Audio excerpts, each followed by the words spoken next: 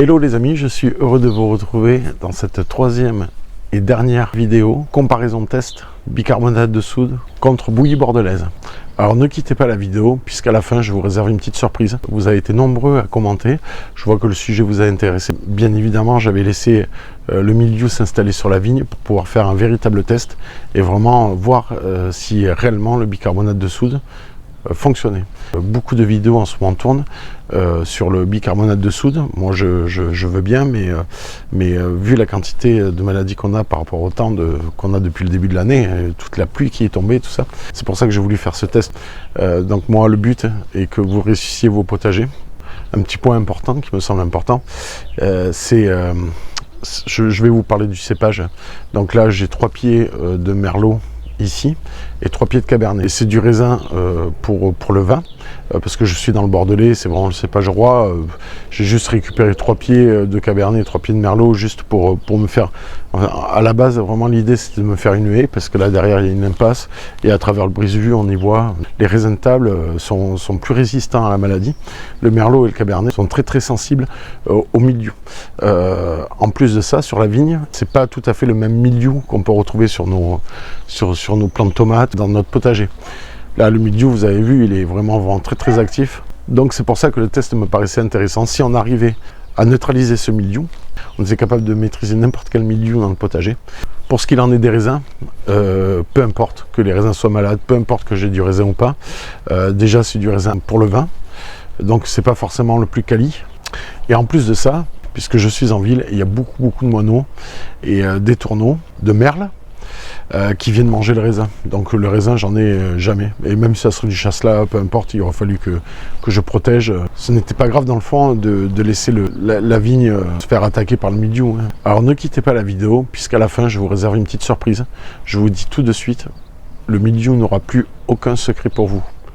Petit indice. Et pour les petits malins qui veulent avancer pour aller voir la fin, attendez un peu, on va voir si en seulement 2 traitements, on a réussi à neutraliser ce mildiou. Est-ce que les deux ont fonctionné? Est-ce qu'il n'y a que le bicarbonate de soude ou est-ce que la bouillie bordelaise et le soufre ont fonctionné? Donc on va regarder ça ensemble. Là ici c'est la partie bouillie bordelaise, soufre. On regarde un peu. Vite fait parce que la dernière fois c'était un peu long et j'ai vu que vous avez zappé. Donc vous voyez, hein, plus de mildiou du tout. Vous voyez là, le mildiou est complètement neutralisé. Regardez la quantité de mildiou qu'il y avait quand même. Donc le mildiou est complètement sec. Hein. Vous voyez les taches brunes que ça fait. Il reste encore un peu de blanc autour, mais le mildiou est vraiment neutralisé. Ça c'était pour la bouillie bordelaise et le soufre. Donc là, bien sûr, ça a fonctionné. 2 pulvérisations. Et de toute façon, j'en aurais certainement pas fait 3. Et je vais vous dire, même si on peut éviter d'en utiliser, ça serait mieux. Mais là, une année exceptionnelle. Hein. Voilà, on a vraiment trop de pluie, donc moyen exceptionnel, je le répète. Moi, pour ma part, ça fait 3 ans que je n'ai pas utilisé de bouillie bordelaise. Pour cette chaîne, je voulais que vous réussissiez votre potager, parce que bon, j'ai vu que dans les commentaires, beaucoup ont arraché leur plan de jardin, leur plan de tomates et tout. Moi, je trouve ça dommage. Et oui, c'est pas forcément des traitements très propres, mais par contre, ça sauve une culture. Donc, c'est une alternative qui peut être intéressante. Les bicarbonates de soude. Alors, vous voyez, il y a encore des spores actifs. Bon, alors, je ne vais pas vous cacher que je m'en doutais un peu. Alors, parce que, pas qu'un peu, je le savais. Je le savais parce que le bicarbonate de soude, j'en utilise beaucoup. J'utilise quasiment que ça au potager. Quand, bien sûr, il y a présence de mildiou. Hein. S'il n'y a pas de présence de mildiou, même du bicarbonate de soude, pas besoin d'en mettre. Ça ne sert à rien. Regardez, il y a encore des spores actifs. Voilà le problème. Dans une année normale, ça aurait très bien fonctionné. Mais là, entre la vidéo précédente et cette vidéo-là, il n'y a plus entre temps. J'ai pas retraité, bien sûr, parce que là, tous les traitements, on les a fait ensemble. Donc c'était le but, et si j'aurais été obligé de refaire un traitement entre temps, je vous aurais fait des petites images.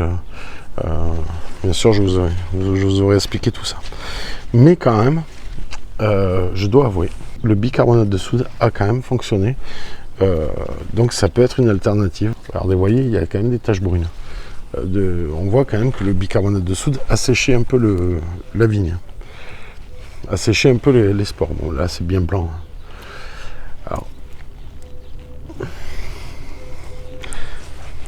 allez, je vous repose la caméra, je vous explique tout ça. Pourquoi je suis agréablement surpris par le bicarbonate de soude, je vais vous expliquer pourquoi. Parce que en fait là, on est vraiment sur une forme de mildiou. Sur la vigne, c'est vraiment à part, comme je vous ai dit, que de votre potager, c'est un autre mildiou. Ne pensez pas que sur la vigne, ça allait fonctionner aussi bien.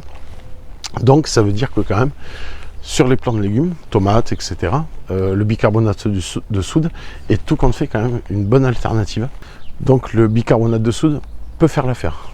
Après, attention, pour ceux qui ont été obligés d'arracher les pieds de tomates, je pense que là, quand on arrive à des situations comme ça, là le mieux c'est quand même de faire un traitement assez puissant, hein, donc de la bouillie bordelaise avec du soufre. Le soufre c'est très très efficace. Donc après c'est à vous de voir hein, ce que vous voulez utiliser. Je savais qu'avec le soufre et la bouillie bordelaise ça allait assécher les spores, hein, il n'y a pas de souci.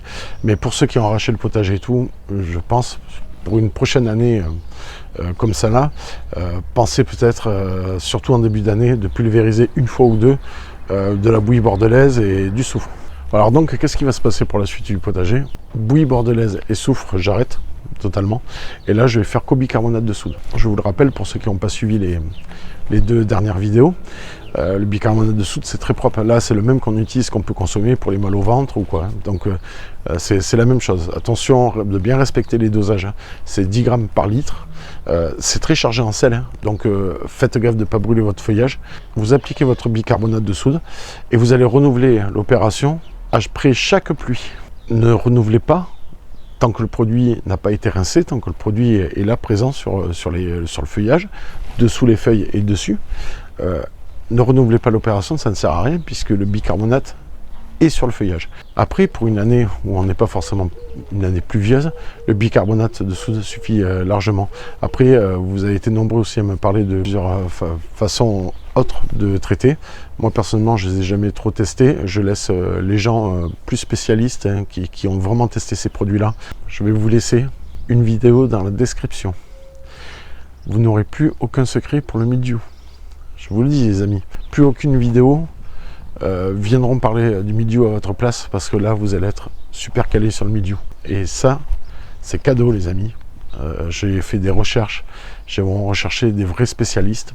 Donc j'ai trouvé sur la chaîne Nuestro Potager.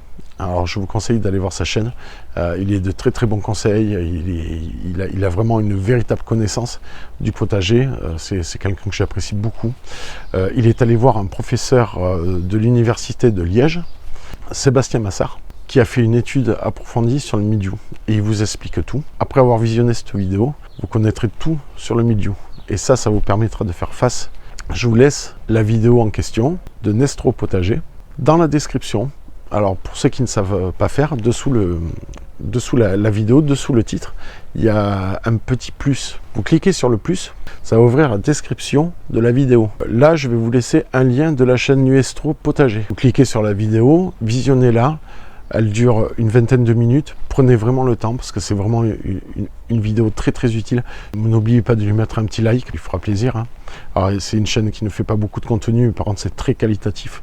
Donc je vous laisse cette vidéo, régalez-vous. Revenez me voir sur la chaîne et vous dites-moi si cette vidéo a été utile pour vous, si ça vous a apporté quelque chose. C'était tout pour cette petite vidéo.